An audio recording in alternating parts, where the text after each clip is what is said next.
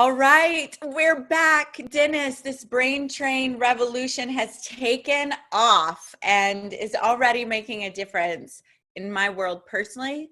And I've been reading the comments. People are loving this, including Don Green from the Napoleon Hill Foundation. We've got people in the Philippines. All of you that are watching and staying with us, thank you so much for being here.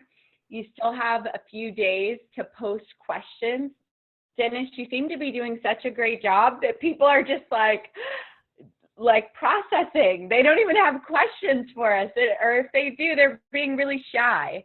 Well, sometimes that happens to me in my seminars. I tend to give too much information in spurts, like a machine gun, and then they're trying to process that information. And then when you say, "Are there any questions?" some of them say, "Not yet." So if you're still processing and questions come back later, or you watch this later, please definitely put your questions in, because we're reading them after, and we're going to make sure that they get answered, if not now, over the next few weeks. As we're going, we get on a roll, so I may not look at your comments right now, but we definitely do after. So I want to know, please drop in the comments where you're watching from. We're going to be randomly selecting, after all this is done, some prizes for people who participated. Why? Because when you participate, you take action. When you type, you turn these words and ideas into reality. You let your brain know, hey, I'm in on this. This is important. So help us help you participate. Where are you from? Leave a comment, leave your questions, and thank you so much. If it's valuable, like it, share it. We're paying attention to all that. So our next topic on the brain train, and now I want to choo-choo again, revolution, is what, Dennis? Rewiring your brain to win from within. I love that. I love it. Okay.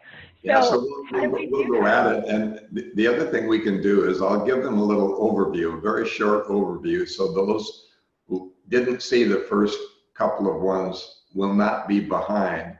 They'll be brought up to speed, but I won't spend too much time, because they can always go back and watch the ones that are archived. Awesome. Yeah, so rewiring your brain to win from within. How do we do that? Well, first of all, you have to realize that you really can, and you have to understand that that's been proven in neuroscience.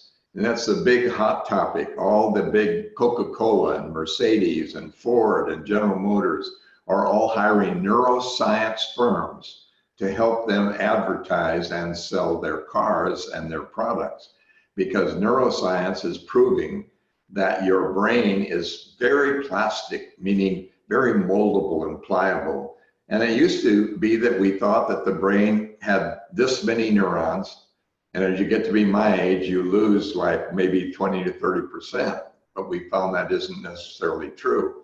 That if you stay active, if you talk, if you watch, if you listen, if you read, if you keep your brain engaged all the time, you're actually growing new neurons and you're creating new neural pathways. So the term has been traffic, and traffic are thoughts. And traffic on the freeways and highways and roadways are the pathways in your brain that keep firing, which enables you to remember a song from high school and have something trigger an emotional memory.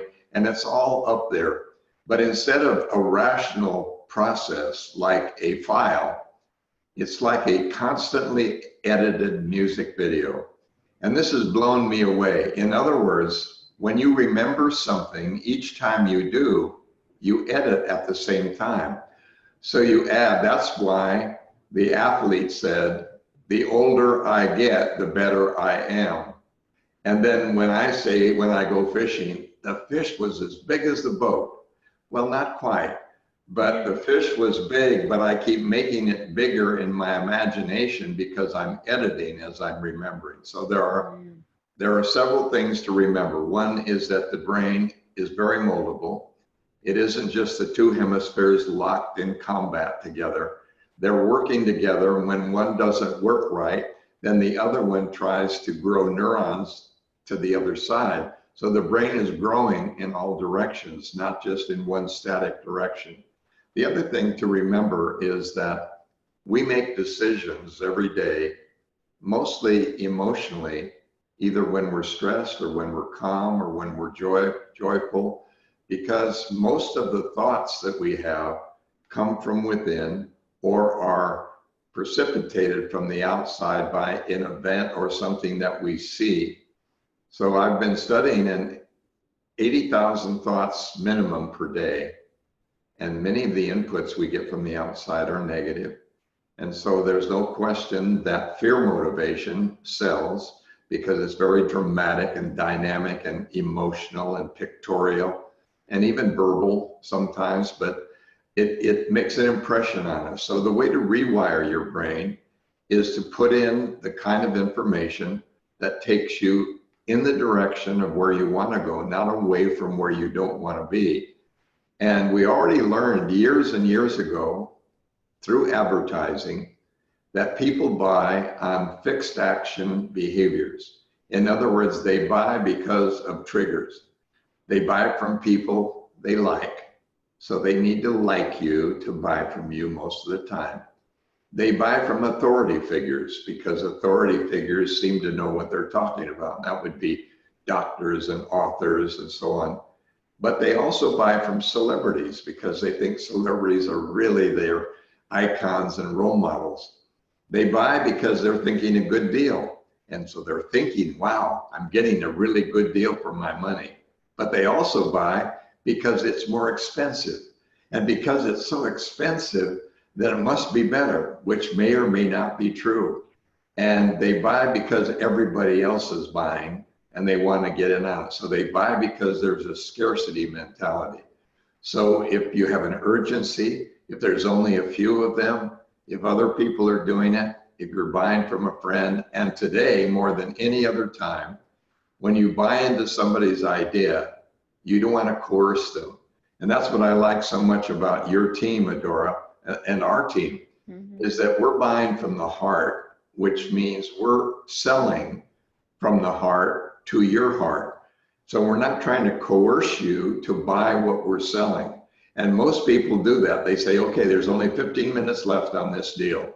If you don't get in on this deal now, you're really a fool. And you're a fool if you don't. I get those emails every day. Denis, goodbye. We're sorry you're like this and you're not joining in the new revolution in this stock that's going to be 2,800% higher. So we already know that people buy from emotional triggers. And now when you put that together with our ability to rewire and to put thoughts in the form of images, emotions, a feeling of sensory touch that we can develop mentally in our brain, so we can develop the fact that I can feel the silk. I can see the hawk overhead. I can feel the texture of the barn, the wood. I can smell the aroma. And when you develop those sensory abilities, you heighten the ability to rewire your brain. Because remember, the brain is a constantly edited music video that has all the senses involved as well. So remember, sight, sound, touch, sensory emotion, and all the other eye, smell, ear, touch. Incredible. So we put together this program that has all the aspects in an easy to understand way. And we can do it by coaching, when a one-on-one or 1-on-20. We can do it in the form of an online coaching program. You can do it at your own speed. And we can do it, and we're really excited that we're trying to do it so that on your smartphone, you can do your own rehearsal, pre-rehearsal, and you can do your own rewiring. And what do they sell? They say that cells that fire together, wire together. And cells that are wired together, fire together, which means that you can actually teach your brain to fire neurons about the things you really want and enjoy and are good for you. And I'm trying to do that because I'd like to live as long as I can. My goal is to live as long as I can, to love as much as I can, to learn as much as I can, and to give others as much as I can, and watch my great-grandchildren graduate from college or go to college with their parents paying for their tuition rather than me. So I want my grandchildren and my children to be financially secure so that they don't have to depend upon Social Security. And that's another aspect of this. The real true aspect is it will help you earn more because you'll only earn as much as you believe you're worth. And that's a pretty good idea to put in the brain train revolution. Why should I train my brain to do these things? Because you probably will not earn more than you believe you're worth, because you must be worth it in order to do it and take the action to get it. You also will only accept the love that you believe you're worth. Some people are better at accepting money. Maybe they grew up watching someone make money well, or they got that one handled, but they keep stepping into negative relationships. You won't accept a higher standard of love. You won't attract it in without believing that you're worthy of it, right? Exactly. That's so true both ways. And I always tell people, you want to be loved, and say, of course I want to be loved. Isn't that what everyone wants, to be loved? And I said, all you need to do is be more lovable. And the more lovable you are, the more love you'll attract, because you'll attract people who want to be around you, who want to listen and share with you, and who trust you. And all relationships are based on mutual trust. So if you're authentic, coming from the heart, and not trying to be either a narcissist, please yourself, or be a people pleaser, dependent on someone, but to be your own two individuals sharing their love or sharing the best of them, looking in the same direction, but being very different themselves. Wow, that's the ideal situation, and it's not easy to find. I found it in my children and grandchildren, but I've made a lot of mistakes in my loving relationships because I've either been looking for something or looking for something from them rather than giving the best of me. Yeah. Health too. Anything that we want to accomplish, I mean, you've got to love yourself enough to feed yourself well, to do so. All of these things start with this self, kind of what we started with earlier in the week about being your number one fan, being your own fan, not at the level of narcissism, and also not being a martyr or such a people pleaser that everybody's controlling how you feel, but standing in that center of this healthy balance of self-love and loving, being lovable, and then the brain training, the actual skills to fire these ideas and thoughts and statements and imagination. And we've covered so much, which is really, really awesome. I'd love to know, and I'm putting you on the spot here, but I'd love a story of someone or something that you've experienced in yourself or someone else that you've worked with where they've made major changes using brain training. There are quite a few of them. Woo! Give me quite a few then. I remember one potential Olympic athlete, and he was a high jumper. I work with a lot of high jumpers and figure skaters and sprinters, but he was a high jumper, but he couldn't jump higher than 7 feet. Now, 7 feet is an extremely high bar to jump over. But he had a 7-foot limit, but not a limitation, because I knew he was capable, and his coach said he's done it, but he doesn't know that he's done it, but he says he can't do it. So we began to do some mental training with him, like Dick Fosbury imagining, you run up to the bar in your mind, take these 14 steps, and then you go over backward, and we had him do the visual motor behavior rehearsal kind of stuff. And then without him knowing it, we raised the bar 2 inches higher than he'd ever jumped before. And he thought that it was at his highest limit, 7 feet, but it was 7.2, which he could not, in his mind, jump over. And he went over it, and we said, "Do you know what you just did?" He said, "Yeah, I did my 7-foot best where I'm stuck at." We said, "No, you jumped at 7.2. He said, "No, I can't do that." I said, "No, you did. You're not capable of doing anything. Yeah, you're not capable of." So he said, "Oh, you tricked me." We said, "No, we released you from your self-imposed limitation." Remember, we said limits are physical, and psychological limitations keep us in. And I've had people, a woman who couldn't get to a certain weight, but her physician said she had been that certain weight fairly recently. She didn't have any genetic predisposition to be that heavy, but she was caught in this situation where I think she had a self-opinion that was lower, and she couldn't see herself weighing like even 130. She was stuck at maybe 160. 130 being fairly tall and a good bone structure. 130 would have been a beautiful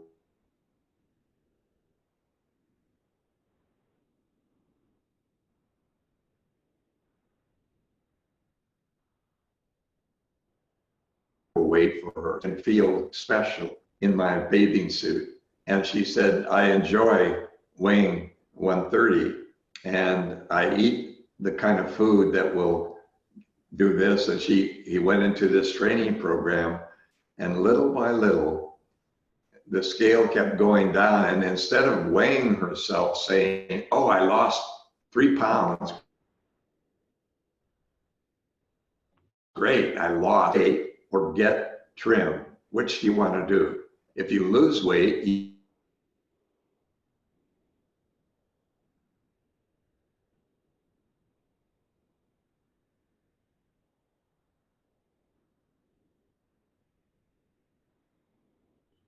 you need to. So she was able to feel, but there are even better things like people having trouble memorizing and remembering. So I had one student who said, "I can't remember my work." So what we did is, and I said, "Well, how do you study?" He said, "Well, I put on my rap music and my really loud rock music, and I sit there." And I said, "No, no, no, no. What you're doing is you're ready for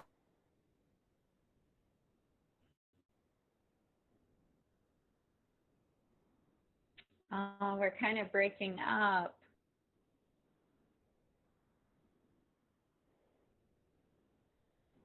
a dance, or you're ready. How about now?"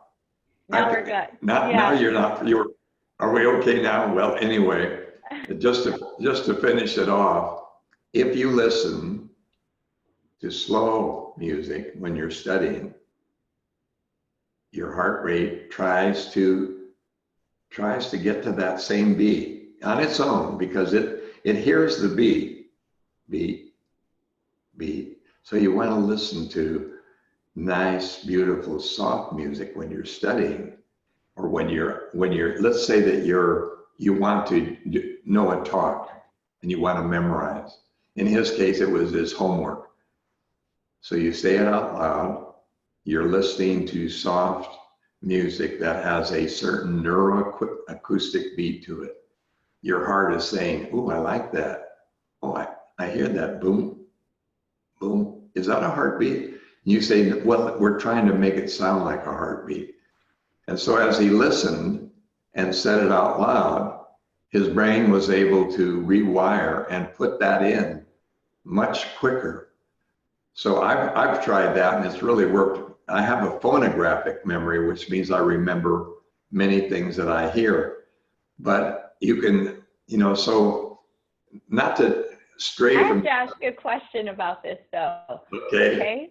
Because I'm thinking of the things that I need to learn, like say you're studying and you're not feeling like it, going out with friends looks more appealing, doing the laundry looks more appealing, and listening to slower music, which I can't listen to rock music, the other words, I'm also very audio, but I think I would feel sleepy and like I just want to go to bed. So how do you get past that? Well, the idea is when you want to learn, you want to be relaxed. When you want to party and when you want to get up and go, you need get up and go music. So if you're going to do the laundry, you need to get up and do it. But if you want to learn something, you want to change your behavior, you need to be more relaxed, which is why you will find that most high performance people, when they're getting ready for an event, they're in a quiet, they're sitting sometimes by themselves, they have their headphones on, the swimmers are over there, the ice skaters are here, and they're going over their event.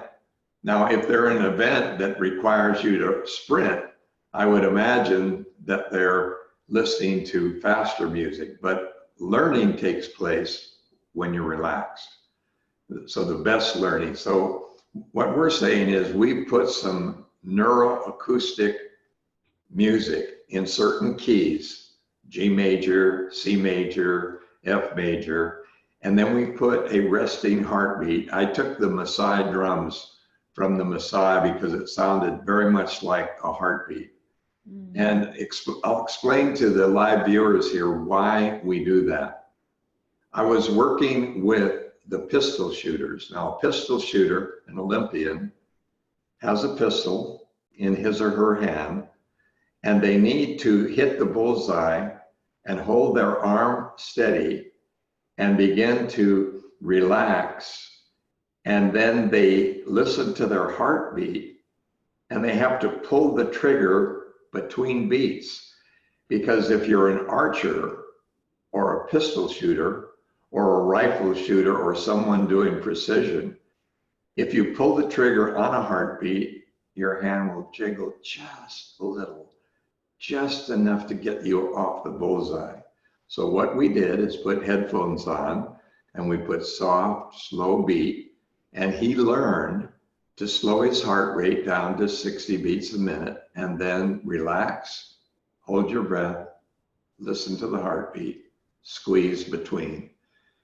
I felt that if you have that much control over body function with your brain, think of the things that your brain can do for you. If you're not a pistol shooter or an Olympian, if you're just trying to learn a new behavior, like being more calm, or feeling more relaxed, or more in control, or liking yourself, or seeing the new you, or earning more. I mean, you can put the fastest music in the world on, and it won't help you earn more because you won't be learning the things about yourself to enable you to earn. So, we said earlier in the program, your self-worth has a big impact on your net worth.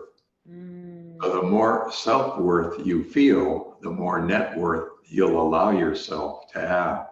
And it's okay to be financially independent. It's okay, because that will give you an opportunity to give those you love more of an education or more help when they need it. But it will also free you to give to causes that you've always believed in, but you may not have the time to work with, but you can financially help them. One of the greatest feelings in the world is to help children who want to win, but don't have the environment or the capability to learn to win. And I'm doing that in my later years, and it's a great thrill for me to give away the money that I've earned through my own efforts. It makes it worth that much more to be able to give it away rather than to hoard it or to spend it on me. I love all of that. You know, this is so important. It makes me think of an aha moment that I had about how important it is to train our beliefs and to really work with these things. This was back when beards had a little second run majorly. I don't know what caused that Duck Dynasty. Someone says it was something else. But anyway, it took me a while to get on the beard trend. And then once I was like, okay, I can, work with this. I was driving down the road and I saw a very handsome man with a beard, and I thought, oh, he's really handsome. And then I realized he had a homeless sign in his hand, and it made me go, oh my goodness, here's this guy that from the outside could have been a CEO, could have been really, any other place and anybody else that he wanted to be. And the only thing that's really deciding where he is in that moment is what he believes he is, what he's accepting for himself, what his standard is. And it hit me so hard. And I thought, where in my life am I limiting myself? And it's based on what beliefs are going on there, which is why I'll always be a student. I'm always going to be looking to learn from you, Denis, and learn these kinds of things that can help me go question even where I am now, right? To go to that next place. And I've learned, and I agree with that completely. And you're a good example of that. And there's a saying that it comes from way back, but it's really a good one. I had the blues because I had no shoes. Until upon the street, I met a man who had no feet. Good morning, sir, he said. What a beautiful day. And I found that I had nothing more negative to say that day. Because there's always someone, and they do that all the time. It's great to see you, and here they're veterans, and they've maybe lost 2 legs, and they didn't want to be in the war, but here they are, and they're saying that ever since then they've gotten with a group, and the group is playing basketball together. And I look at them and I get tears in my eyes when I see people whose belief system and attitude about life is so great. And that's another thing I do believe we can train our brain. So yes, we want to make more money, of course, because it's abundance that we're going to share with people. Yes, we want to be the desired weight or fitness, and yes, we want to be healthy and loving, but we want to be loving and giving in our hearts to ourselves. And I think we can really help people do that, because that's where we're coming from. I know that's where you're coming from. It's where I'm coming from. It's where our team is coming from. And it's a little different. Some of my peers, but I'm never one to criticize, because don't cast the first stone lest you're perfect. So I say people who live in glass houses, of course, shouldn't throw stones, because theirs would shatter. And somebody asked me about, what do you think about him or her or this? And I say, no, they're really good at what they do. And I think they're making a positive difference. But I just happen to do it differently, and therefore maybe am more comfortable in my skin. And I'm trying to get into their skin or their shoes or their moccasins or whatever. So I'm very hesitant to criticize people for their beliefs, because that is what diversity really is. Diversity is having different experiences and beliefs, not the way you look. And I like to get beyond the superficial and get right on the inside. That's why we say train your brain to win from within, because it really takes place from the inside out rather than from the outside in. I love that. I mean, I also love all that we've talked about going into your desire. And I think, a lot of times people come to this planet with great ideas, and then, like you've talked about, things happen. And so it's so beautiful to know that we can dust off the childhood, take a look at our childhood desires, which I believe are hints to what you're designed for. If you'll do the things to shed the beliefs that are holding you back and make new neural pathways toward the identity and being able to actually have and embody the things that I take, that higher power has created you for. So I love that we're doing this. I love the work and possibility. And if you're watching this live and you're a teacher, coach, salesperson, mother, somebody that's wanting to go deeper into this for yourself, we're going to keep going over the next couple of weeks with some great elements. Next week, I'll have Deborah, your daughter, and we're going to be going into the emotional intelligence and the balancing side of some of the things we've covered here. But book a call with me if you're feeling like, okay, but I want to go even deeper. How do I take this into my work? How do I take it into my coaching? Because we're going to have a really unique opportunity to work privately in a group with Denis and to really learn not only how to use this yourself, but to help empower your clients, your sales team, your children with this information. There'll be a certification with it, and as well as, you know, learning how to package it up and put it out into the marketplace. So if it's already calling to you, book that call.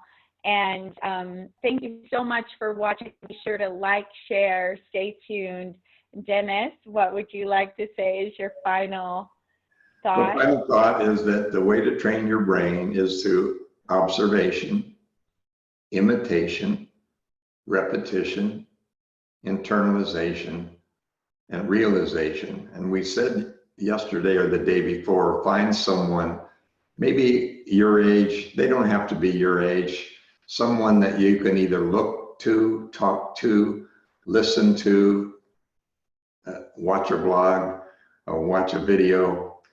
And in addition to that, I forgot to mention one thing. Many of the greatest ideas have already been written and already been said.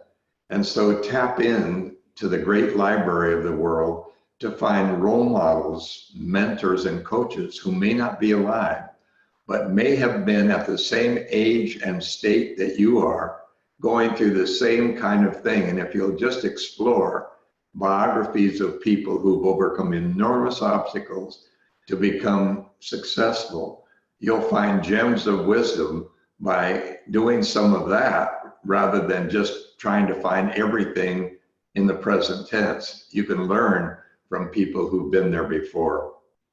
What's one of your favorite autobiographies? One of my favorite autobiographies is Colin Powell, a little bit of Oprah Winfrey. Who else? Little bit. Yeah. Okay. I like those. Colin Powell, Oprah Winfrey. I love both of those. And every time I read one, I go, "You got to be kidding! I thought they were born with a silver spoon in their mouth, and look, now I find out that they were born in impoverishment or somebody like that." And so as you read those or listen or watch those, you say, wow, they put in a lot of training and practice and rehearsal. And this, you'll find that with all of your favorite stars, your favorite musicians, your favorite actors and actresses. They put in the work and the effort and the training, and they had that same. I think of one especially, Meryl Streep. Meryl Streep is one of the best method actresses in the world because she is able to get into the character. And when she needs to get into the character, she will even lay down on a block of ice in order to get that cold feeling, and that cold feeling of being down and out and almost gone. And the directors and producers say, oh my gosh, she's able to transform herself into the part she's playing. Yes, and so can you and I, without laying on a block of ice. We can do it internally. Awesome. Thank you, Denis. Thanks, Adora. Thanks to all of you for tuning in. Look forward to next time.